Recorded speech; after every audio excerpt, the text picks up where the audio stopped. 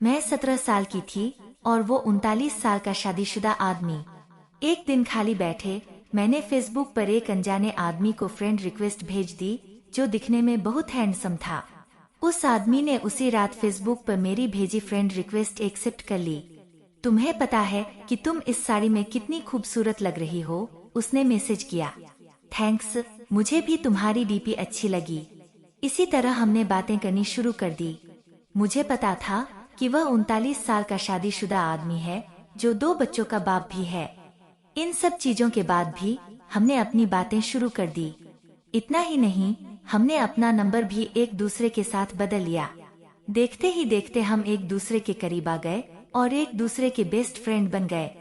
Facebook पर हम एक दूसरे के साथ बहुत ज्यादा बातें करने लगे और सोशल मीडिया पर ज्यादा से ज्यादा समय बिताने लगे।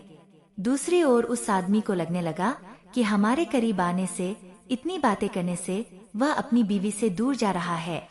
वह अपने बच्चों के साथ दूसरे स्टेट में रहती थी। वह मुझसे बोलता था, अभी पता नहीं, मैं सारा दिन तुम्हारे बारे में ही सोचता रहता हूँ। मुझे अफसोस है इस बात पर।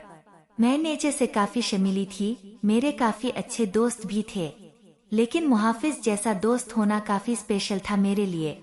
1 महीने की चैटिंग के बाद हमने स्काइपिंग करना भी शुरू कर दिया। हम उस पर बातें कम और एक दूसरे को घंटों निहारा ज्यादा करते थे।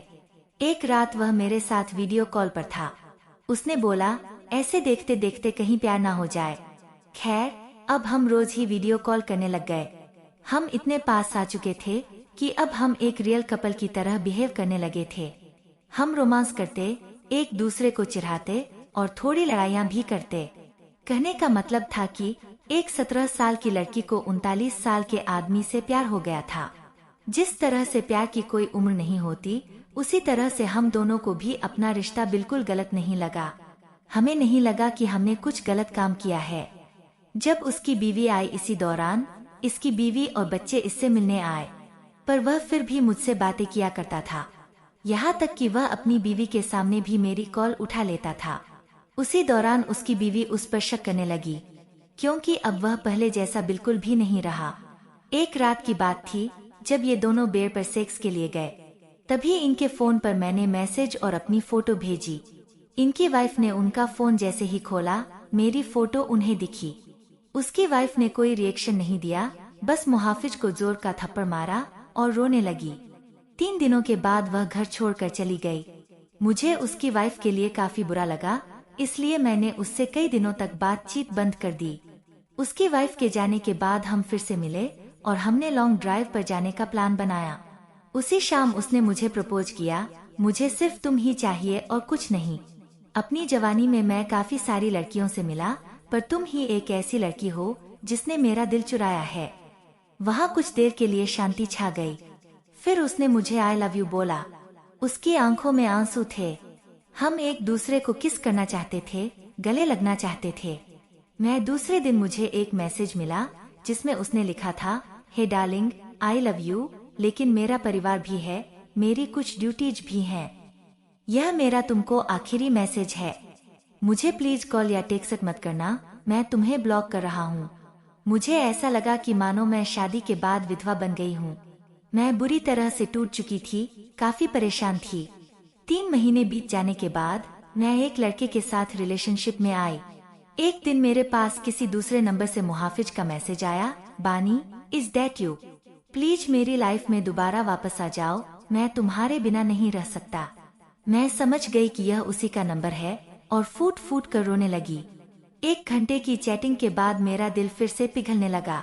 मेरे बॉयफ्रेंड को इन सब चीजों के बारे में कुछ नहीं पता था। मैंने उससे सब कुछ छुपा कर रखा था। मैंने उस पूरी रात केवल मुहाफिज से बातें की। एक दिन मुहाफिज ने मुझे अपने घर पर लंच के लिए बुलाया था। मैंने हाँ कर दी और चली गई। घर जाकर मैंने देखा कि वह खाली था और वहाँ केवल मुहाफिज के कोई नहीं था। उसने मुझे अंदर बुलाकर फ्रेश होने के लिए बुलाया। उसने ढेर सारी बातें की और खाने की टेबल सजाई। मेरे लिए यह सब नया था, मैं केवल इधर उधर देख रही थी। तभी अचानक मैं जैसे ही पीछे मुड़ी, उसके होंठ मेरे होंठों पर थे। हम एक दूसरे को किस करने लगे। मैं भूल गई वह कौन है और मेरी उम्र कितनी है। वह पहला टाइम था जब मैं किसी के साथ संभोग कर रही थी। वो भी ये जाने की हमने प्रोटेक्शन ली है या नहीं। तभी मुझे दर्द का एहसास हुआ और मैंने अपनी वर्जिनिटी उसे दे दी, जिससे मैं बेहद प्यार करती थी। मैं उसी दर्द भरी हालत में घर वापस आ गई। दूसरे दिन मुझे काफी अच्छा महसूस हो रहा था। अब मुझे पूरी तरह से एहसास हो चुका था कि वह मुझे कभी नहीं छोड़ेगा। अब मैं प्यार पाने के लिए इतनी ज्यादा एक्साइटेड नहीं थी। वर्जिनिटी खोने के बाद मेरी सोच काफी बदल गई। मैं एक औरत बन चुकी थी। उस दिन मुझे पता चल चुका था कि प्यार का असली मायना क्या होता है। एक दिन मैंने अपनी फीलिंग्स के बारे में मुहाफिज को बताया और बोला कि मुझे हमेशा के लिए छोड़ दे। उसने कहा कि कोशिश करेगा। धीरे धीरे मुहाफिज का नाम मेरी जिंदगी से मिटता चला गया। वह हमेशा रहेगा मेरा पहला प्यार। मैंने उसका नंबर डिलीट कर दिया और उसने भी मुझे ब्लॉक कर दिया। मैंने फिर उसे कभी ट्रेस करने की नहीं सोची, लेकिन उसकी यादें आज भी मुझे डराती हैं। मैं खुश थी कि मैं इस अजीब से लगने वाले रिश्ते से बाहर आ गई, लेकिन आज भी वह आदमी मेरा पहला प्यार रहेगा। मैं भगवान से दुआ मांगती हूँ कि मुझे जब भी कोई दे तो वह एकदम मुहाफिज जैसा हो।